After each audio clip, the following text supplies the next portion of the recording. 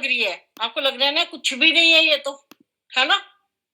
लेकिन वो कविता वास्तव में आपकी सबसे कठिन कविता है, जितनी भी कविताएं आपके कोर्स में हैं। कठिन ऐसे नहीं है, देखो जो कवि है वो लिखता है तो वो सरल शब्दों का प्रयोग करता है। अब जैसे ये है, मेरे तो गिरधर गोपाल दूसरा न कोई, है क्या है इसमें? मीरा कह रही है कि मेरे तो भाई भगवान कृष्ण है और कोई है ही नहीं।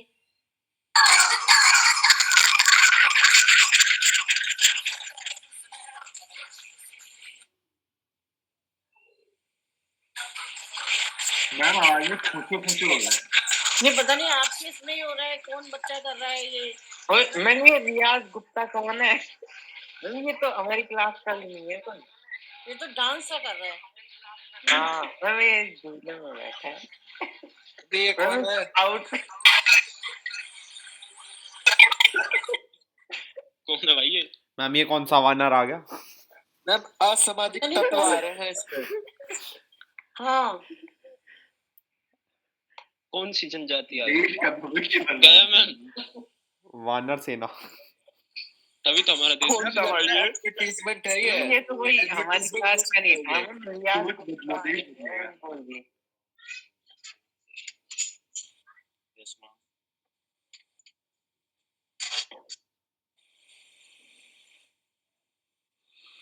Hrithik, yes ma'am. आपने अटेंडेंस ले ली है ना? मैम अभी तो क्लास खत्म होगी तभी तो लूंगा। नहीं, अभी तक जो हुई थी। हाँ मैम अभी तक तो मैंने हाँ ले ली थी मैम। देखो ऐसा है, इसमें बच्चे कोई सारे बिल्कुल फेयर नहीं होंगे, झूठ तो बोलते हैं बच्चे, मैम अब मैं आपको क्या बताऊं, है ना? लेकिन मैं चाहती हूँ कि आप एक हफ्ते की क्लास रखो अपने पास, हाँ, और फिर मुझे भेज दो। ओके इसको ऐड कर ऋतिक मैम का भी वो वाला कर देना यार, जैसे तूने हिंदी वाले सर के लिए करा था। हाँ वो ACC वाला कर दे, मैम को दिक्कत नहीं होगी क्या बाद में। किया था आपने हिंदी आसानी वाले? रहेगी भाई। भाई तो सारे बताइए ऊपर भाई मैम को यार वो वाला। क्या किया मैम? था ऋतिक? मैम वो ऐसे बोल रहा है कि जैसे हम लोग परमिशन लेते हैं ना उसकी, मतलब मीटिंग ज्वाइन करते हैं तो हाँ हाँ सिर्फ हमारी क्लास के बच्चे परमिशन ना लें और फिर डेली एक ही लिंक से ज्वाइन करें, मतलब ऐसा कर दिया था सर के लिए तो कि सर सेम लिंक से ना डेली लिंक भी नहीं भेजनी पड़ती थी, बस हम 11:45 को ना हम ज्वाइन कर लेते हैं और कोई परमिशन की भी जरूरत नहीं पड़ती कि कोई बाहर है उसको वेट कर रहा है एंट्री देने के लिए, ये सब। ठीक है। अच्छा एक अगर बात कोई और बच्चा होएगा ना उस ईमेल आईडी के अलावा, वो आपसे परमिशन मांग लेगा, तो अब आप ऋतिक से पूछ लेना कि वो क्लास का है या नहीं है, एंड ऋतिक आपको कंफर्म कर देगा। अक्षित से मतलब मेरी एक बात और सुनो, मैं रोज टाइम नहीं भेजूंगी आपको, 2:45 आपका टाइम है। हाँ वो Yes, मैम ऋतिक sir. उसी टाइम का बना देगा लिंक। हाँ, हम टाइम पर कोई बहस नहीं करेंगे। आज वो मैंने हिंदी में 2:45 लिख दिया था तो आपको दिक्कत हुई थी, फिर मैं बाद में लिखने वाली थी, लेकिन एक बच्चे ने लिख दिया था ये उसमें दूसरे अंकों में कि 2:45 पर क्लास है। तो Yes, sir. कोई भी बच्चा, अब ये सवाल हमारे अंदर है ही नहीं कि हमारी क्लास कितने बजे होगी, और अगर कभी चेंज हुआ टाइम तो मैं आपको बताऊंगी, Yes, मैं sir. मैसेज दूंगी कि आज क्लास इतने बजे होगी, अगर कोई प्रॉब्लम होती है तो। Yes, sir.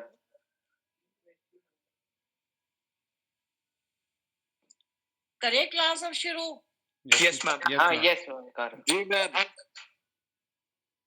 और तुम्हें जूम पर ज्यादा कंफर्टेबल लगता है या गूगल पर? Ma'am Google Meet ma'am Google Meet पर ठीक लगता है। जूम पे ना मैम ये सारी चीजें बहुत ज्यादा कर सकते हैं, उस पे रेस्ट्रिक्शंस कम लगती है। पता है जूम गूगल पर मीट क्या ज्यादा होता है? सेफ है। क्लासेस ना पूरी उसमें 45 मिनट्स या 1 घंटा होता है। मैम गूगल मीट सही है। 30 मिनट होती है, 30 या 40 मिनट्स 40 होती हैं, मिनट 40 मिनट्स होती हैं भाई। गूगल मीट पर आपकी मर्जी है मैम, जितनी देर पढ़ाना चाहो। हाँ, Google उतनी Meet देर सही पढ़ा है। सकते हैं हम। मैम हाँ, गूगल मीट yes. ठीक है मैम, सारी क्लासेस पे होती है, लंबी भी ठीक है। गूगल हाँ। मीट ठीक है। हाँ। और क्लासेस हमारी होती है लंबी। यस मैम, गूगल मीट ठीक है ma'am. Yes ma'am, Google Meet ही ठीक है। अब मुझे निकालो कविता।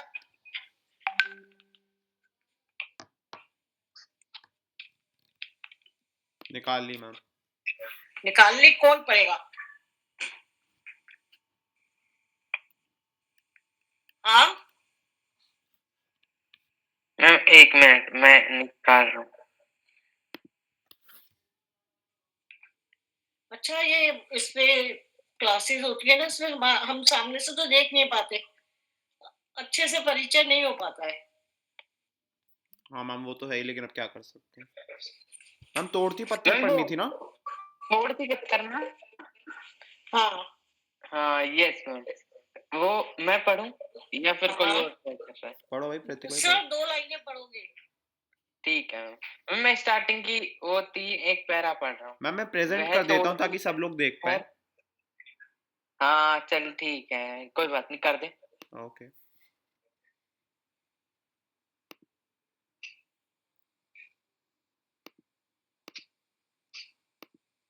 हाँ भाई ऋतिक भाई शुरू करो। हाँ मैम, वह तोड़ती पत्थर, देखा मैंने उसे इलाहाबाद के पथ पर। वह तोड़ती पत्थर। अब इसका मुझे अर्थ बताओ। वह तोड़ती पत्थर, देखा मैंने उसे इलाहाबाद के पथ पर, वह तोड़ती पत्थर। कविता को कविता की तरह पढ़ोगे, मैम ठीक है? इसमें कवि क्या नाम है, एक महिला का वर्णन कर रहे हैं जो पत्थर तोड़ रही है इलाहाबाद के पथ पर।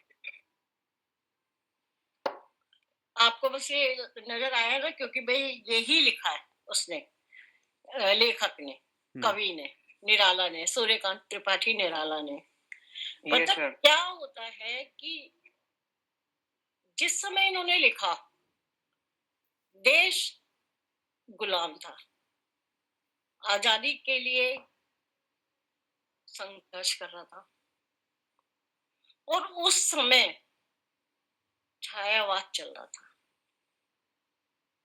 छायावाद में जैसे सुमित्रा नंदन पंत, महादेवी वर्मा, जयशंकर प्रसाद, ये कवि थे, तो वो कल्पना को ज्यादा महत्व देते थे। उनके नए नए बिंब होते थे, जैसे जयशंकर प्रसाद के कविताओं में जो हवा आती थी ना, वायु, वो साधारण वायु नहीं होती थी, वो मलयानिल होती थी। क्या होती थी मैम? चंदन जैसी, मलयानिल, चंदन जैसी, मलय चंदन को बोलते हैं। तो चंदन जैसी वायु होती थी उनके यहाँ, उसमें चंदन की खुशबू होती थी। तो छायावाद के बाद आया प्रगतिवाद। प्रगतिवाद आपने भी पढ़ा होगा इको में, जिसमें ये था कि जो कार्ल मार्क्स ने, जिसने कहा कि शोषण होता है, 2 वर्ग हैं हमारे समाज में, एक शोषित और एक शोषक। शोषित वो है जिसका शोषण किया जाता है, और शोषक वो है जो शोषण करता है। तो उसमें क्या था, एक सर्वहारा वर्ग होता है हमारे समाज में। आपने देखा, सारे तो एक समान नहीं है ना, है एक समान? नहीं मैम। No ma'am.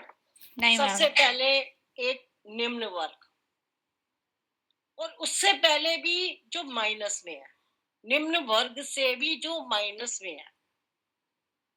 फिर आया एक मध्यम वर्ग, जिसमें हमारे यहाँ ज्यादा लोग होते हैं, और एक आया पूंजीवादी वर्ग, उच्च वर्ग, है ना? तो सबसे ज्यादा गरीब जनता को कौन मार देता है?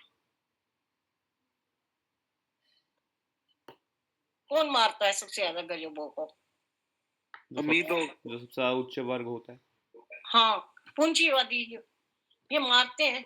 ये सर्वहारा वर्ग, मजदूर वर्ग जो है, जो छोटा काम करता है, उसका शोषण होता है। आज आप एक बात बताओ, आपने बड़ी बड़ी वो देखी है,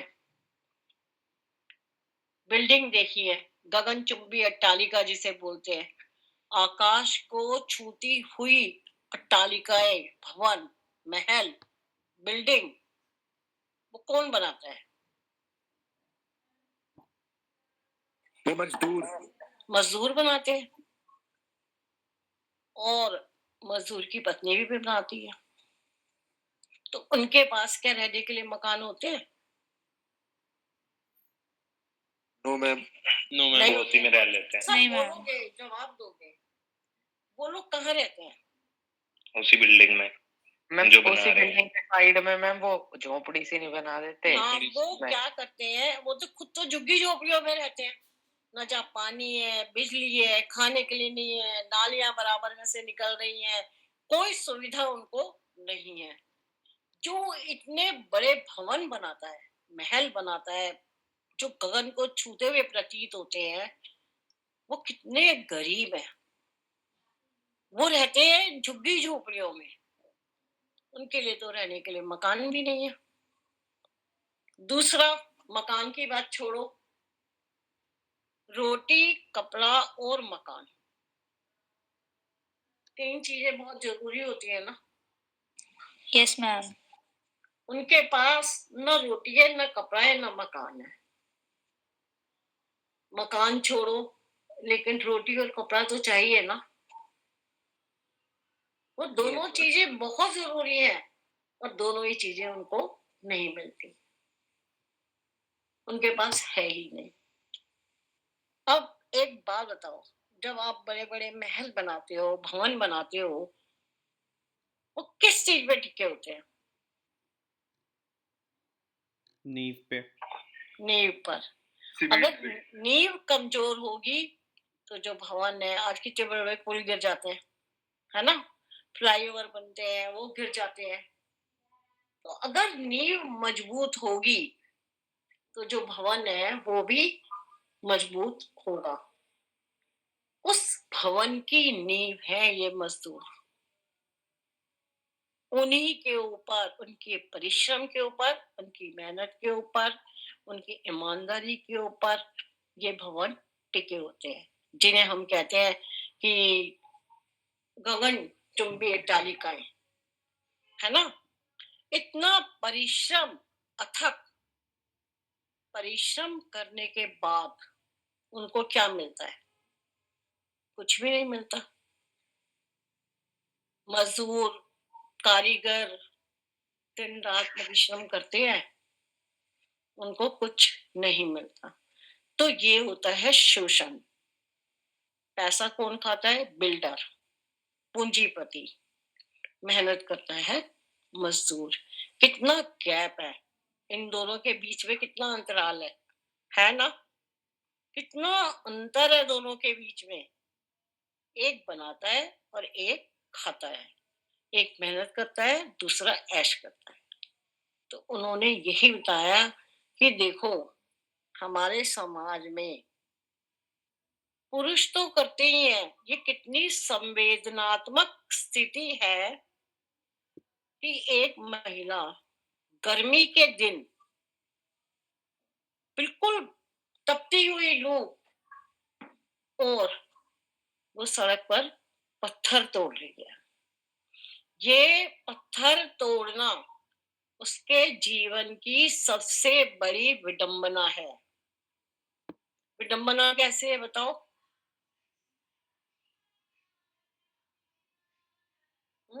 मैम विडम्बना की मतलब वो मैम मजबूर है, क्योंकि अगर वो नहीं करेगी वो तो उसको पैसे कहाँ से मिलेंगे, वो खाना कैसे खाएगी? हाँ, ये उसकी मजबूरी है, ये उसकी दुखद स्थिति है।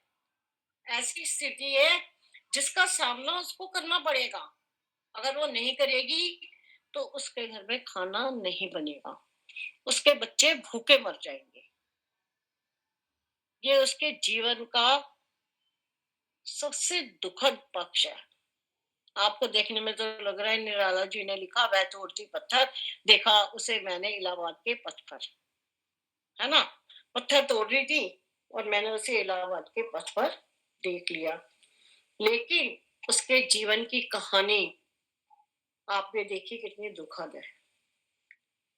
उसको ये काम इसलिए करना पड़ता है क्योंकि उसको अपने घर में रोटी बनानी है, उसको कपड़ा चाहिए। अब आता है प्रश्न ये कि औरत क्यों काम कर रही है, पुरुष क्यों नहीं? दोनों ही करते हैं। पुरुष जो है शारीरिक रूप से औरत से मजबूत होता है, औरत कमजोर होती है। लेकिन जब रोटी का प्रश्न आता है, कोई मजबूती कोई कमजोरी जो है वो मायने नहीं रखती। अब वो पत्थर तोड़ रही है, कैसा वातावरण है? परिवेश बताओ। परिवेश मतलब वातावरण, कैसा वातावरण है? कोई ना छायादार पेड़, जहां वो पत्थर तोड़ रही है वहां पर कोई छायादार पेड़ नहीं है, मतलब कोई छाया नहीं है। छाया मतलब यहाँ पर है कि उसको कोई सुख नहीं है। वह जिसके तले बैठी हुई शिकार, श्याम तन भर बंधा यौवन, जिस जवानी में उसे अपने घर में सुख और ऐशो आराम मिलना चाहिए था, वो क्या कर रही है? पत्थर तोड़ रही है। एक पेड़ के तले बैठी हुई है, चली गई है, धूप तेज हुई है तो वो वहां चली गई है। श्याम तन, सांवला रंग, भर बंधा यौवन, इस उसमें वो क्या कर रही है? धूप में बैठी हुई पत्थर तोड़ रही है। नत नयन, नत मतलब झुका हुआ, उसके जो नयन है वो झुके हुए हैं। नत नयन प्रिय मतलब बड़े आराम से, बड़े प्यार से उसके नेत्र झुके हुए, क्रोध में नहीं। कर्म रत मन, और जो मन है उसने स्वीकार कर लिया है कि उसे कर्म करना है। कर्म करना उसकी मजबूरी है। मजबूरी ये है कि उसे घर में खाने के लिए रोटी चाहिए। गुरु गुरु हथौड़ा हाथ, करती बार बार प्रहार, सामने तरु मालिका अट्टालिका प्राकार। गुरु हथौड़ा हाथ, हाथ में क्या है? जितना हाथ नहीं है, गुरु बड़ा हथौड़ा है उसके हाथ में, क्योंकि पत्थर जो है वो छोटे हथौड़े से नहीं टूटेगा। मैं 1 मिनट पानी पी रही हूँ।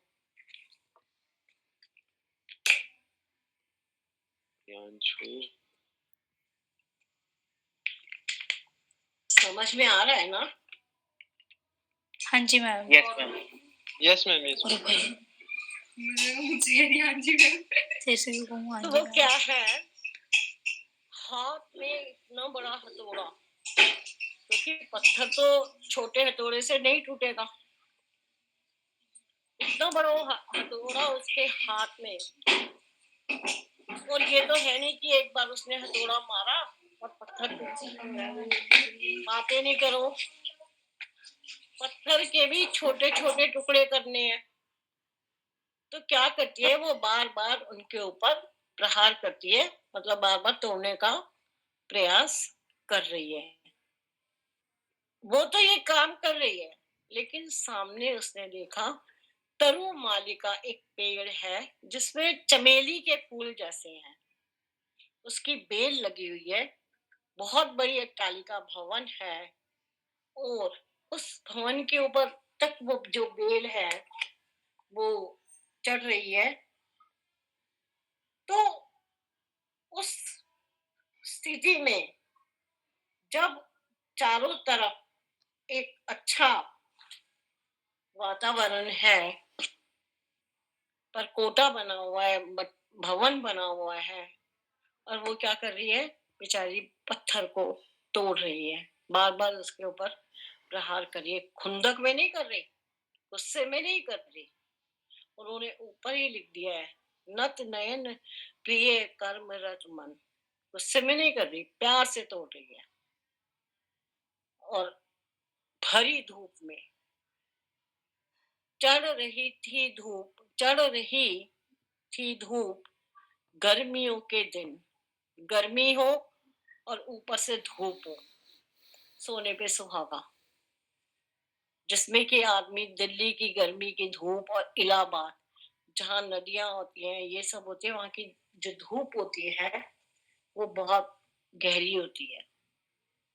दिवा का तमतमाता रूप, सूर्य का जो रूप है वो बड़ा प्रचंड है, तमतमाया हुआ है। आप सूर्य देव आपे से बाहर हो रहे हैं। दोपहर में जो सूर्य देव हैं अपने पूरे प्रचंड रूप में होते हैं कि मानो आज धरती पूरी आग ही उगल देंगे। उठी झुलसाती हुई लू, एक तो सूर्य देव का महान रूप और ऊपर से चल रही है गरम गरम हवाएं, लू। अब क्या हो रहा है, जब एक तो गर्मी इतनी ज्यादा, ऊपर से लू चल रही है, तो ऐसे में क्या होता है, वो कह रहे हैं जो धरती है, भू मतलब धरती, जमीन, वो ऐसे जल रही है जैसे रुई जल जाती है ना, जरा सी गर्मी उसे मिली तो रुई जल जाती है। रुई की भांति जो जमीन है, धरती है, वो जल रही है। गर्द चनेगी छा गई, ऐसा लग रहा है जैसे चिंगारियां निकल रही हैं आग की। प्राय हुई दोपहर, वह तोड़ती पत्थर। अब सुबह हो शाम, दोपहर हो शाम हो, उसे तो पत्थर तोड़ना ही है ना। आया समझ में? Yes ma'am. अब अगर मैं कहती हूँ आपको कि आप यहाँ तक जो मैंने कविता कराई है उसके बारे में 10 लाइन बता दो मुझे कि मैंने आपको क्या बताया है। बताओ। Yes ma'am. मैम बताओ आप। मैं बताऊं? हाँ बताइए। मैम जो इसके कवि हैं वो निराला, इनका पूरा नाम, मतलब एक मिनट, क्या नाम था? चलो मैम ठीक है, वो नाम तो नाम, वो तो एक फैक्ट है। और इस कविता के बारे में बताता हूँ। उसमें जो कवि हैं, वो ऐसे कह रहे हैं कि अलग है। हाँ मैम, क्या नाम है उनका? सूर्यकांत सूर्य, त्रिपाठी निराला। हाँ हाँ, सूर्यकांत त्रिपाठी निराला। और वो इस कविता के माध्यम से ये कहते हैं कि एक मजबूर औरत है जो इलाहाबाद की सड़कों पर पत्थर तोड़ रही है, और वो सिर्फ इसी मजबूरी से मजबूरी की वजह से पत्थर तोड़ रही है कि वो अपने बच्चों के लिए। एक तो हिंदी में वो नहीं बोलते, वह बोलते। अच्छा हाँ, सॉरी, वह, ताकि वह अपने बच्चों के लिए खाने का प्रबंध कर सके। और उसी के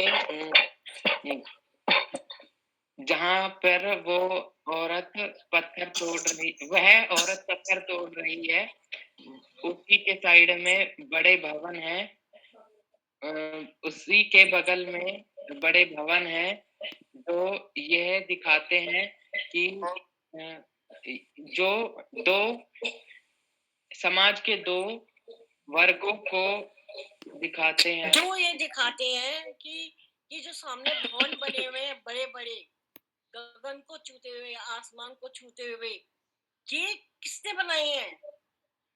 मैंने बनाए हैं, हमने बनाए हैं। Yes ma'am. और हमें क्या सुख है, हमने ये भवन बना दिए और भवन बना के जिनका पैसा लगा था उनको सौंप दिए और हम फिर अपनी झोपड़ी में आ गए।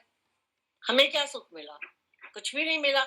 हमें तो उतना भी नहीं मिलता कि हम अपना रोटी कपड़ा और मकान की जो जरूरतें हैं उनको पूरी कर लें। अब तो लेबर थोड़ी महंगी हो गई है। पहले तो जो मजदूर होते थे उनको ऐसे समझा जाता था जैसे ये इंसान है ही नहीं। Yes ma'am. ठीक है, चलिए बताइए और आगे। और मैम आगे कवि ये भी कहते हैं कि जो वो काम कर रही है, जो वह काम कर रही है यानी कि पत्थर तोड़ रही है, उसमें उसको दुख नहीं है, वो किसी गुस्से से वो काम नहीं कर रही है, वो अपनी मेहनत सिर्फ खुद के लिए ही कर रही है और लगातार पत्थर तोड़ रही है। चाहे उस चाहे उधर कितनी भी धूप हो, कितनी भी गर्मी हो, वो अपना काम लगातार कर रही है। आ गया सबको समझ में? Yes ma'am. सबको समझ में आया है? Yes ma'am. अब है जी एकदम अगर मैं ये कहती हूँ कि उस श्रमशील महिला की भावनाओं का वर्णन कीजिए तो कैसे करोगे? जो सड़क पर पत्थर तोड़ रही है, मेहनत करती हुई स्त्री, उसकी भावनाओं का, उसकी चेतना का आप वर्णन कैसे करोगे? मैम वो लाचार है हाँ, और वो एक दुविधा में है कि क्या नाम है वो काम क्या नाम है करके थक भी चुकी है एंड वो करना नहीं चाह रही अपने अंदर से, पर उसकी मजबूरी है कि उसे करना पड़ रहा है ताकि वो अपने परिवार का पेट पाल सके। नहीं मजबूरी क्या, अब उसको आदत हो गई है क्योंकि उसने जन्म से यही देखा है। वो ऐसे वर्ग में पैदा हुई है जहाँ बेहद गरीबी है, खाने के लिए भी नहीं है, बचपन में बच्चों को दूध भी नहीं मिलता, पढ़ाई का कोई वो नहीं है, शिक्षा के लिए कुछ उनके लिए सुविधा नहीं है। तो वो सारी दुखों का उन्होंने बचपन से ही सामना किया हुआ है, लेकिन फिर भी उनका स्वभाव कैसा है? बिल्कुल नरम है। उनके बच्चे आपने देखा विनम्र स्वभाव। बराबर में उनकी झुग्गियां बनी होती है, झोपड़ियां बनी होती है और उनके बच्चे वहां पर हंसते हुए खेलते रहते हैं। जो मिलता है उनको खा लेते हैं, जो कोई कुछ दे देता है, वरना खेलते रहते हैं। जो माँ रोटी बना के लाई हुई थी रूखी सूखी, वो खा लेते हैं आराम से। अभी आपने पीछे सुना होगा एक लड़का था प्रिंस, जो नीचे गिर गया था, गड्ढा खोद रहे थे और बहुत उसके पुरानी ऊपर बात है बच्चा मैम वो, गिर गया था। हाँ आज से 10 साल पुरानी बात है। हाँ, पुरानी बात है। वो बच्चा क्यों बच गया? क्योंकि वो मजदूर वर्ग का था। अगर कोई अमीर वर्ग का बच्चा होता ना, वो मर जाता वहीं पर। उसको सहने की आदत ही नहीं है ये सब। उस बच्चे को आदत थी, मजदूर का बच्चा था, इसलिए वो बच गया था। क्योंकि जो कठिनाइयों का सामना करता है, कभी वक्त पड़ जाए कठिन स्थितियों का, तो वही सामना कर सकता है। एक अमीर सुखद वातावरण में पला हुआ, ऐशो आराम में पला हुआ बच्चा बिल्कुल नहीं कर सकता। चलो अब आगे चलते हैं। देखते देखा मुझे तो एक बार उस भवन की ओर देखा, छिन्न तार देख कर कोई नहीं। उसने एक बार मुझे देखा, फिर उसने उस भवन की ओर देखा। छिन्न तार, तारों की झनकार, एकदम झनकृत सा हो जाता है मन कि कितना भेदभाव है और इसको कोई नहीं देखता, सब इसको अनदेखा कर देते हैं। देखा मुझे उस दृष्टि से जो मार खाई रोई नहीं। उसने मुझे ऐसे देखा मानो उसको किसी ने मारा हो, पर मारा हो और मार कर कहा हो कि रोना नहीं है, मारा भी और रोने भी नहीं दिया। मतलब आज सारी दुखद स्थिति जो है वो समाज की दी हुई है उसे। वो समाज ने उसको दुख भी दिया, कष्ट भी दिया और कहा कि रोना नहीं है, हंसते हुए काम करो। रोगे तो काम छोड़कर चले जाओ। आपके लिए कोई वो नहीं है यहाँ पर कि आपके बिना काम रुक जाएगा, क्योंकि गरीबी इतनी है, मजदूर मिल जाएंगे। आज तो मजदूर नखरे आते हैं बहुत काम करते हुए।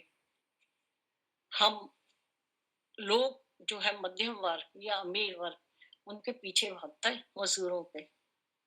लेबर इतनी महंगी हो गई है, वो भागते हैं। लेकिन पहले ऐसे नहीं था, वो कहते थे जाओ, एक छोड़ेगा 10 मिल जाएंगे। जो मार खाई रोई नहीं, जिसे मारा समाज ने, मारा गया, खूब पीटा गया, मगर वो रोने का अधिकार उसे नहीं मिला। सजा सहज सितार सुनी मैंने, वे नहीं ज्योति सुनी झनकार। सितार है, सितार जानते हो यस मैम। है ना? तो वो सितार है, लेकिन जो झनकार उसने सुनी, वो झनकार ऐसी थी, सुनी मैंने वह नहीं जो थी सुनी झनकार। जो झनकार मैंने सुनी, वो झनकार वैसी नहीं थी जो एक सितार से मधुर मधुर निकलती है। वो झनकार जो थी वो दुख भरी हुई थी। एक क्षण के बाद वह कांपी सुभर। काम करते करते जब मन इधर उधर भटक जाता है, तो एक क्षण के बाद वह कांपने लगी। मतलब थोड़ा सा सिहरन हो जाती है कि भाई इतनी मेहनत करनी पड़ती है। आदमी पीछे भूतकाल में चला जाता है और उसे लगता है कि ये मतलब सब मेरे साथ क्या हो रहा है। ये ढुलक माथे से गिरे कर, माथे से उसके पसीने गिरने लगे। गर्मी में काम कर रही है और खाने पीने की कोई व्यवस्था नहीं है, तो माथे से उसके पसीने की बूंदें गिरी और नीचे धरती पर पड़ी। लीन होते कर्म में फिर ज्यों कहा मैं तोड़ती पत्थर। अपने कर्म में पत्थर तोड़ने में वो लीन है। फिर उसने अपने आप ही कहा कि मैं तोड़ती पत्थर, मैं पत्थर तोड़ रही हूँ। यही मेरी नियति है, यही मेरा भाग्य है कि अपने घर को चलाने के लिए मुझे पत्थर तोड़ने पड़ेंगे, अर्थात मेहनत करनी पड़ेगी। आ गया समझ में? जी मैम। Yes ma'am. अब पता एक कविता रह गई है हमारी घनानंद की। किस पे मैम? घनानंद रह गया कवि।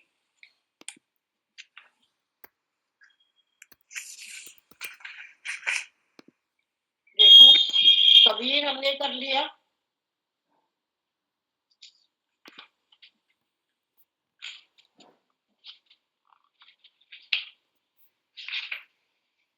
बिहारी कर लिया, तुलसीदास कर लिया, सुभद्रा कुमारी चौहान कर लिया और निराला।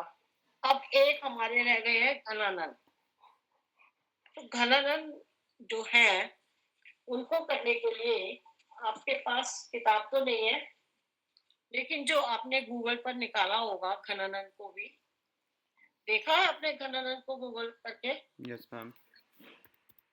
तो वहां से आपको ना एक बार उनका अर्थ और उनके बारे में थोड़ा सा पढ़ना पड़ेगा। वो रीतिकाल के कवि हैं और 3 पद हैं उसके, उनके रूप निधान सुजान सखी, जब ते इन नैननी को निहारे, जीती छकी अनुराग छकी मति राज के साज सजान बिसारे।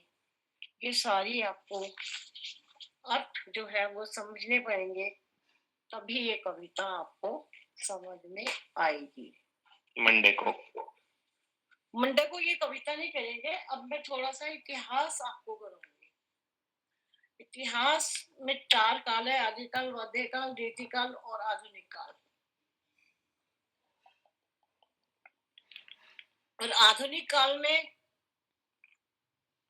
भारतेंद्र युग, द्विवेदी युग,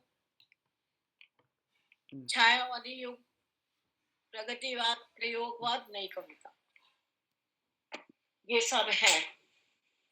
तो आपके कोर्स में ये संक्षेप में है। तो ये सब मैं आपको मंडे को मैं आपको कराऊंगी। इतिहास शुरू कर दूंगी।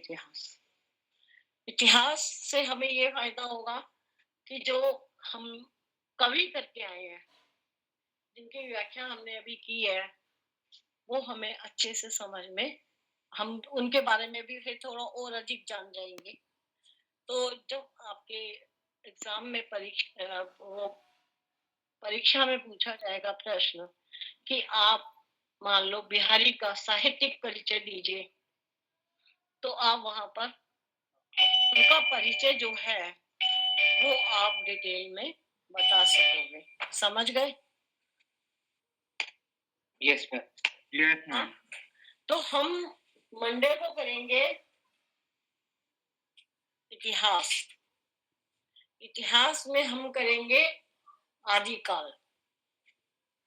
समझ में आया? Yes ma'am. आदिकाल में हम क्या करेंगे? आपको ज्यादा नहीं करना है, आपको ऑनर्स की तरह डिटेल में नहीं जाना है। आपको करना है उसकी प्रवृत्तियां, आदिकाल की जो विशेषताएं हैं वो क्या है। समझ में आया? आदिकाल की विशेषताएं, भक्ति काल की विशेषताएं, रीतिकाल की विशेषताएं और आधुनिक काल की विशेषताएं। अब प्रश्न ऐसे भी आ सकता है कि आप आदिकाल की विशेषताएं बताओ, आप भक्ति काल की विशेषताएं बताओ। और भक्ति काल बहुत बड़ा है, सगुण, निर्गुण, सूफी, संत, काव्य, वो थोड़ा विशाल है, बहुत बड़ा है। तो हम इन सब का परिचय संक्षेप में करेंगे। संक्षेप में आप पहले हेडलाइंस लिखेंगे, फिर उनके बारे में लिखेंगे। तो तब ये अच्छा हो कि आप कॉपी पेंसिल लेके बैठे। अगर आप किताब से करोगे तो आप हो जाओगे परेशान, क्योंकि वहां पर बहुत विस्तार में दिया हुआ है, आप बहुत अच्छे से समझ नहीं पाओगे। तो मैं सरल तरीके से आपको इतिहास लिखवा दूंगी, आप पढ़ लोगे, आपको पढ़ते के साथ ही समझ में आ जाएगा। ठीक है? आप रिकॉर्डिंग भी कर सकते हो। यस। तो आप जब भी आप उसको समझना चाहो, पढ़ना चाहो, आप पढ़ सकते हो आराम से। कोई प्रश्न पूछ रहा है आज की कविता से संबंधित? No ma'am. अगर कोई कठिनाई आई है? No ma'am. No ma'am. अच्छा, इस कविता के कवि कौन है? सूर्यकांत त्रिपाठी निराला सूर्यकांत त्रिपाठी निराला जी। ठीक, निराला जी। ठीक है। खत्म करें क्लास? जी मैम। जय श्री यस मैम मैम जल्दी। ठीक है, बाय बाय। जय श्री राम। जय श्री राम। Bye bye. टाटा। Bye bye. खत्म। खत्म। ठीक है। Yes ma'am. ठीक है।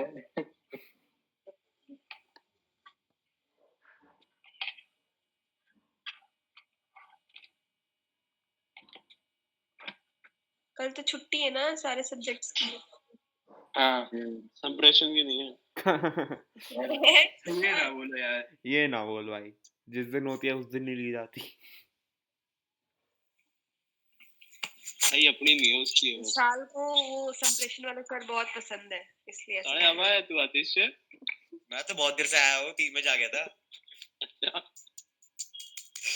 वो बात लगा, अटेंड कर नहीं रहा था मैं क्लास।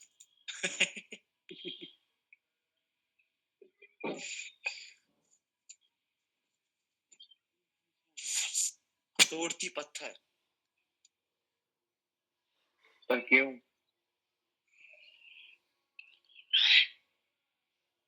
और भाई एनेक्टस विशाल वाले सुबह से क्या गलत कर रहे जगह बैठा हैं? है बस विशाल। अरे एनेक्टस वाले क्या कर रहे हैं? अरे नेक्टस वाले अभी खोलेंगे अभी सर्च